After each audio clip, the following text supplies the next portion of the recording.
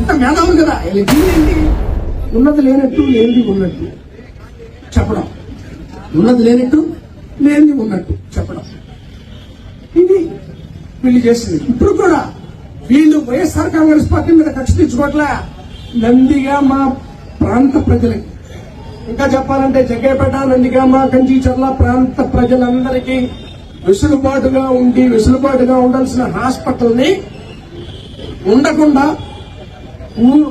ఉండకుండా ఎక్కడైతే ట్రాఫిక్ ఉంటుందో అక్కడ పెట్టి, ఇక ఎక్కడైతే డెవలప్మెంట్ ఉండదో, ఇటువైపు అయితే డెవలప్మెంట్ ఉండి నందిగామకి మధ్యలో ఉంటుందో, హైవేకి అందుబాటులో ఉంటుందో ఉండే ప్రాంతానికి లేకుండా ప్రాంత ప్రజల మీద కక్ష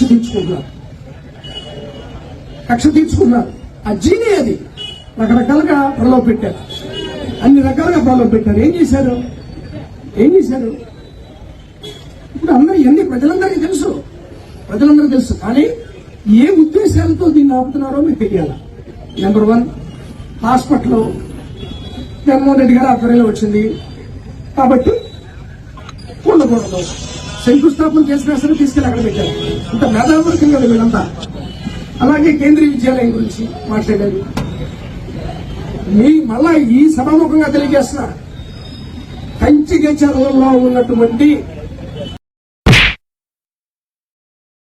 ఆ హాస్పిటల్ కట్టి ప్రజలకు అంకితం చేస్తాం. మా సౌమ్య గారి ఆధ్వర్యంలో మీరు తీసుకొచ్చినంత జీవోలన్నింటిని కూడా ఆ ల్యాండ్ ఉపయోగపడదని చెప్పి ఇంజనీరింగ్ విభాగం వాళ్ళే క్యాన్సిల్ చేశారు.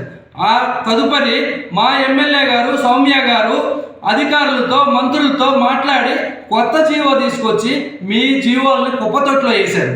కొత్త జీవో తీసుకొచ్చి 100 పడకల హాస్పిటల్ ఇక్కడే నిర్మిస్తాం, ఇక్కడ కట్టి అన్ని అనుమతులు అన్ని ఎక్విప్మెంట్స్ తీసుకొచ్చి ప్రజలకి అందుబాటులో ఉండే విధంగా చేస్తాం.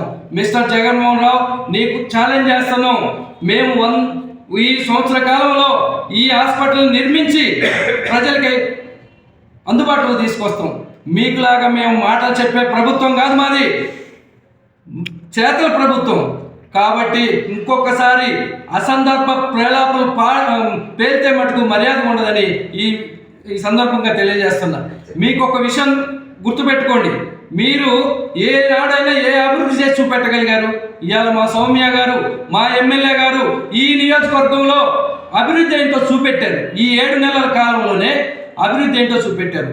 మీకు కళ్ళుండి కబోదులు. మీరు ఒక్కసారి ఒక్కొక్క గ్రామానికి వెళ్ళి మీరు ఎమ్మెల్యే గారు ఏం చేశారు, సౌమ్య గారు ఏం చేశారని అడగండి. వాళ్ళే మిమ్మల్ని కర్రలు తీసుకొని పారిపోయేటట్టు కొడతారు.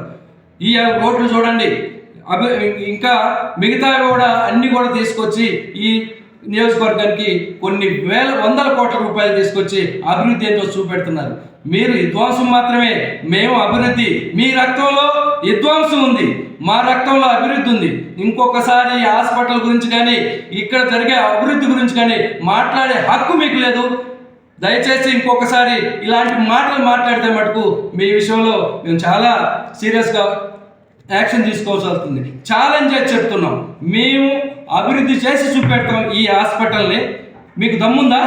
ఇంకోసారి మాట్లాడతారా? మాట్లాడే హక్కు మీకు ఎక్కడా లేదు, అర్హత లేదు. దయచేసి ఇంకొకసారి ఇలాంటి అసందర్భ ప్రేలాపలు మానుకోండి.